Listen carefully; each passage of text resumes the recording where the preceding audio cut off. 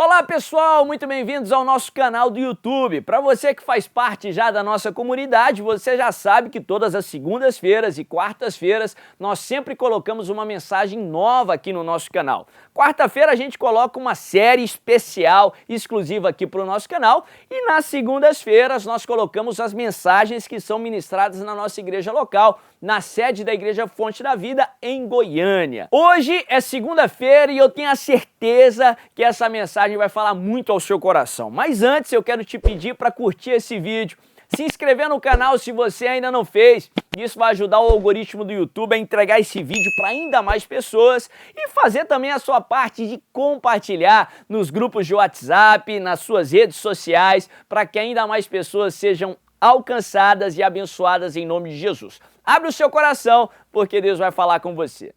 Abre tua Bíblia comigo no livro de Mateus, no capítulo 14. Vamos lá para a nossa história, que Jesus, o apóstolo Pedro também andam por sobre as águas, e eu creio que Deus vai falar com você nessa noite. A Bíblia diz assim, Mateus 14, verso 22. Logo em seguida, Jesus insistiu com os discípulos para que entrassem no barco e fosse adiante dele para o outro lado, enquanto ele despedia a multidão. Tendo despedido a multidão, subiu sozinho a um monte para orar. Ao anoitecer, ele estava ali sozinho, mas o barco já estava a considerável distância da terra, fustigado pelas ondas, porque o vento soprava contra ele. À alta madrugada, Jesus dirigiu-se a eles, andando sobre o mar. Verso 26. Quando o viram andando sobre o mar, ficaram aterrorizados e disseram: é um fantasma, e gritaram de medo. Mas Jesus imediatamente lhes disse: coragem, sou eu, não tenham medo. Senhor, disse Pedro, se és tu, manda-me ir ao teu encontro por sobre as águas.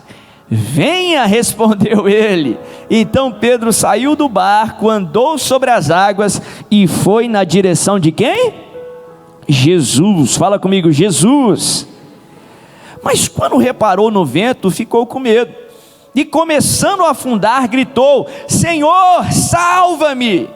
Imediatamente Jesus estendeu a mão e o segurou e disse: homem de pequena fé, por que você duvidou? Quando entraram no barco, o vento cessou. Então os que estavam no barco o adoraram, dizendo: verdadeiramente tu és o Filho de Deus. Aleluia, glória a Deus, amém. É assim que acaba toda a tempestade que um servo do Senhor enfrenta. Pode começar difícil, mas sempre acaba em louvor e adoração ao Senhor Jesus Cristo. Sempre acaba com glórias sendo dadas ao Senhor Jesus Cristo. A Bíblia fala que depois de um momento muito especial, no qual Jesus ele multiplica pães e peixes, e toda uma multidão, segundo aí a minha conta, mais de 10 mil pessoas, porque o texto fala de 5 mil homens, no momento sociocultural que não se contava mulheres e crianças, mas se obedecer aos padrões dos dias de hoje, essa quantidade provavelmente excedia a quantidade de homens. Então para mim era uma multidão lá de no mínimo 10 mil pessoas. Jesus ele multiplica 5 pães e 2 peixinhos de uma maneira sobrenatural, alimenta uma multidão de tal maneira que todos comeram até se fartar, e sobraram ainda 12 cestos cheios. A Bíblia fala que a multidão se alvoroçou. O Evangelho de João fala que as pessoas ficaram tão maravilhadas ali, que queriam fazer de Jesus um rei à força, não um rei como conhecemos, mas um rei que enfrentaria ali o Império Romano ali daquela época, e causaria ali uma revolução contra o domínio de Roma ali naquela região. Só que o reino que Jesus estava pregando ali naquela época não era sobre isso. E a Bíblia fala que Jesus ele sai de perto, e o texto começa dizendo que Jesus ele insiste com os discípulos para que eles entrassem num barco e fossem para o outro lado. A Bíblia fala que nesse momento Jesus ele não entra no barco, ele vai para o monte para orar. Todos nós precisamos desse momento. Sim, é importante você estar orando em todos os momentos, lá no teu trabalho, no caminho ali para a tua casa, aonde você estiver, estar sempre em espírito de oração. Mas é fundamental também que você separe um momento aí do seu dia, para que você faça o que Moisés nos ensina, através do seu exemplo. A Bíblia fala que ele tirava a sua tenda para fora do arraial, para que ele tivesse um tempo a sós com o Senhor, para que ele falasse com Deus. E a Bíblia fala que quando ele entrava ali, a glória do Senhor vinha sobre aquela tenda, de tal maneira que ficou conhecida ali no meio de Israel, que aquela tenda era a tenda do encontro. Ah, meu irmão, que a sua família possa olhar para o teu quarto, que a tua família possa olhar para o seu momento a sós com o Senhor, e possa dizer: aquele lugar ali é o lugar que ele encontra com Deus, é o lugar onde a glória de Deus se manifesta, é o lugar onde o Espírito Santo de Deus está. Jesus, ele tinha o seu tempo a sós com Deus, o Deus encarnado. E a Bíblia fala que os discípulos, eles entram no barco e vão para o outro lado. E no meio do caminho vem uma terrível tempestade. Eu falei para você tomar cuidado com as suas expectativas, porque expectativa errada gera frustração. Uma expectativa falaciosa é aquela que diz que a vida cristã é uma vida sem problemas. Jesus jamais nos disse isso. Os discípulos não entraram ali na tempestade porque tinham feito algo errado, né? A mente religiosa, a primeira lógica que vem à mente quando uma pessoa passa por um problema é dizer: aconteceu algo errado. O que foi que ele fez? O que foi que ela fez para merecer isso tudo? Mas os discípulos não entraram na tempestade porque tinham feito algo errado, mas entraram na tempestade porque estavam fazendo algo certo. Eles estavam obedecendo a Jesus, a direção do Senhor. E ainda assim veio uma terrível tempestade. Uma tempestade que não era uma tempestade comum, muito pelo contrário. 11 dos 12 discípulos eram galileus, acostumados ali com os fenômenos do mar da Galileia. A grande maioria dos 11 eram pescadores, que eram acostumados ali com os movimentos das águas, com todo tipo de tempestade. Mas aquela tempestade era aquelas tempestades fora do comum. Essa tempestade fez com que pescadores experientes, acostumados com tempestades, pensassem que fossem morrer. A Bíblia fala que eles vão ali no barco e o barco é fustigado pelas ondas. Interessante que a Bíblia fala que Jesus subiu no monte para orar enquanto os discípulos estavam ali no meio do mar, no meio da tempestade. Interessante que quando nós visitamos ali Israel, se você já teve essa oportunidade, vai ali na região da Galileia, muitas vezes nós somos levados ali no lugar que eles acreditam que Jesus estava quando ele enviou os discípulos. E é interessante quando você vai ali, porque você tem uma vista ampla do mar. E muitas vezes o guia te leva ali para aquela região onde acreditam que Jesus estava, para te ensinar que, apesar dos discípulos não estarem vendo Jesus, Jesus estava num lugar que ele podia ver os discípulos. Eu não sei se você entendeu isso, mas eu quero compartilhar de novo. Apesar de você não estar vendo Jesus, Jesus jamais tirou os olhos de você. Apesar de você estar olhando aí para o rugido ou para a força do mar à sua volta, apesar de você não estar conseguindo ver Deus, Deus não tirou os olhos de você. E a Bíblia fala aqui na última hora da noite, entre 3 e 6 da manhã, na hora mais fria da noite, na hora mais difícil, Jesus vem ao encontro dele andando por sobre as águas. Tem muita gente que coloca na mente que quando Jesus aparece, a tempestade cessa. Mas a Bíblia fala que a tempestade não cessou.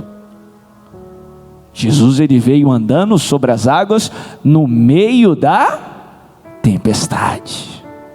Muitas vezes Deus não impede a tempestade de cair, mas a Bíblia nos ensina que Ele está conosco mesmo em meio à tempestade.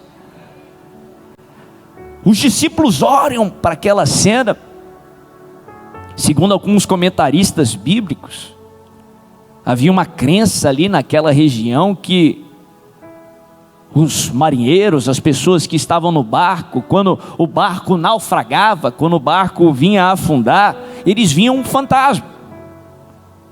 Por isso alguns dos discípulos gritaram ali quando viram Jesus e pensaram que Jesus era um fantasma.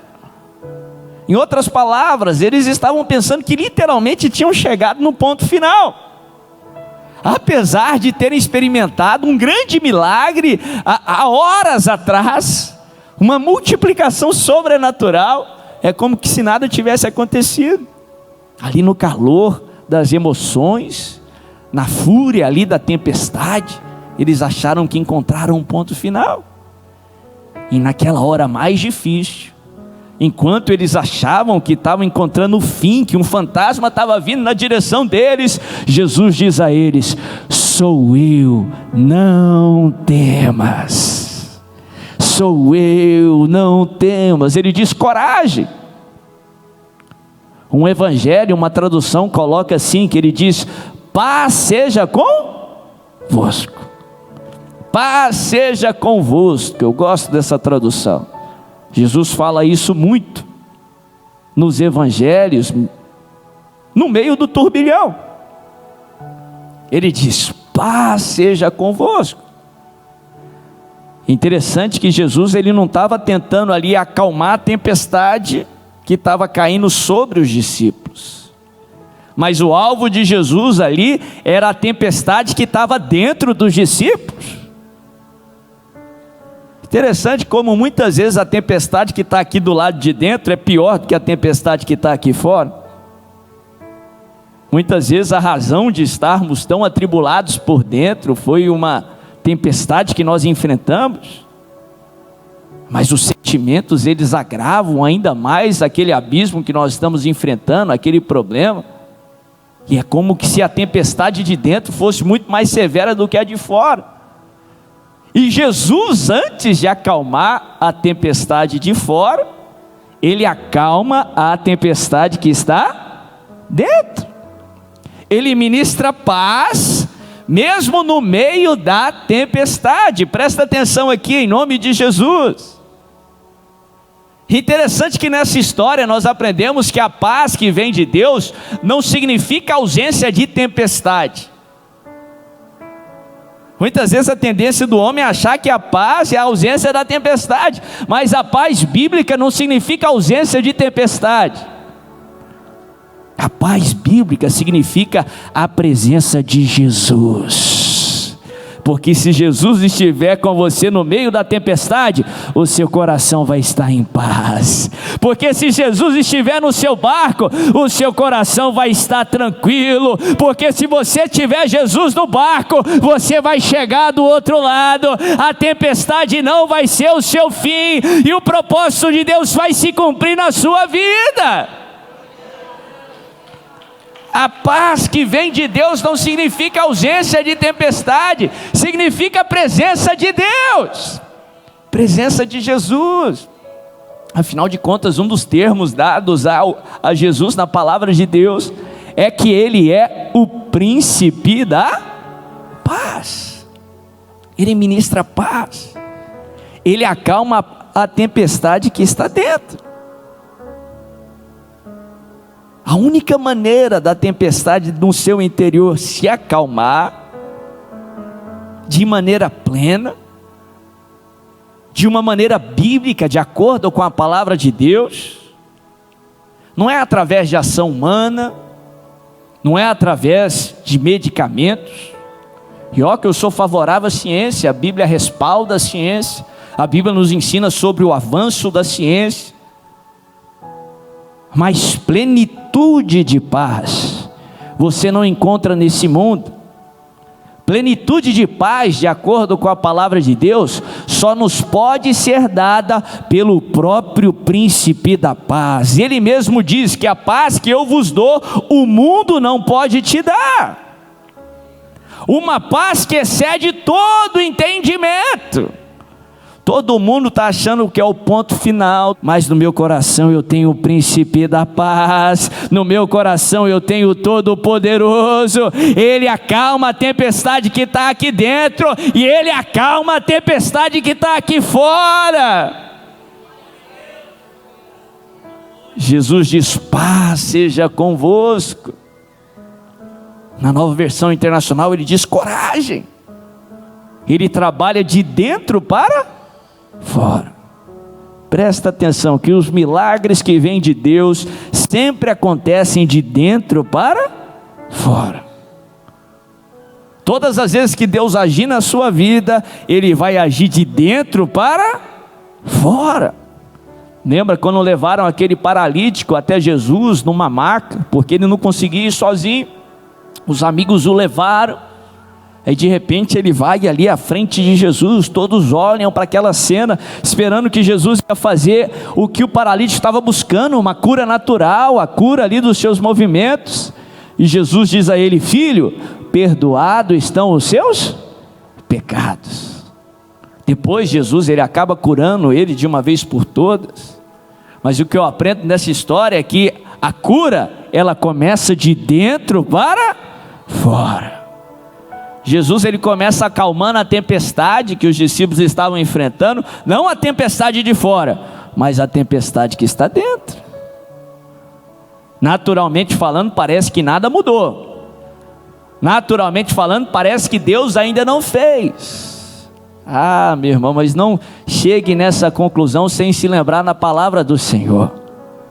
Se lembre que tudo que Deus faz, todos os milagres que vêm de Deus, eles começam de dentro para fora. Deus começou a fazer algo no seu interior. Deus está trazendo paz sobre o seu coração. Deus está fortalecendo a fé no seu interior. Deus está trabalhando lá dentro, aonde ninguém vê. Não significa que Deus ainda não fez. Ele começou a fazer, só que Ele está fazendo de dentro para fora. E quando Deus começa a fazer algo, meu irmão, se Ele começou a fazer algo aí dentro do seu interior, quando Deus começa a fazer algo, Ele completa o que Ele começou. Deus não é um homem que deixa algo por fazer, que começa algo e para de fazer, não. Aquele que começou a boa obra, Ele é fiel, Ele é poderoso para cumprir, para completar aquilo que Ele começou.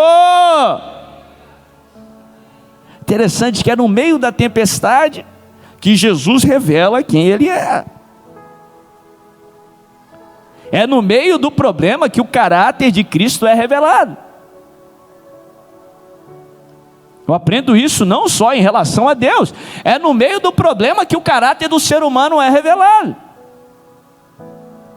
Você quer conhecer o caráter de alguém? Assiste como ele enfrenta os seus problemas, como ele enfrenta a prova, como ele enfrenta as dificuldades. É no meio do problema que a pessoa revela o que está aqui dentro. Foi no meio da tempestade, na hora mais fria, na hora mais difícil, quando os discípulos estavam pensando que estava no ponto final, até as superstições e crendices locais estavam se cumprindo na vida deles. Eles vendo um fantasma, Jesus diz: não, Pai seja convosco, sou eu, não temas. É na hora mais difícil da noite que Jesus revelou para os discípulos quem Ele era. Aquele que tinha o controle da tempestade, aquele que tinha a fúria do mar sob os seus pés, aquele que podia acalmar as tempestades. É no meio desse problema, é no meio dessa fornalha que Deus vai mostrar para você, que Deus vai mostrar para as pessoas à sua volta, que Deus vai mostrar para todos que olharem para você, para a sua casa, que Ele é Deus, que Ele é Senhor, que Ele atende orações, que Ele cura enfermidades, que Ele é o seu Salvador, que Ele é o seu protetor, que Ele é o seu Deus. É no meio do problema, é no meio da tempestade que Cristo revela a sua identidade.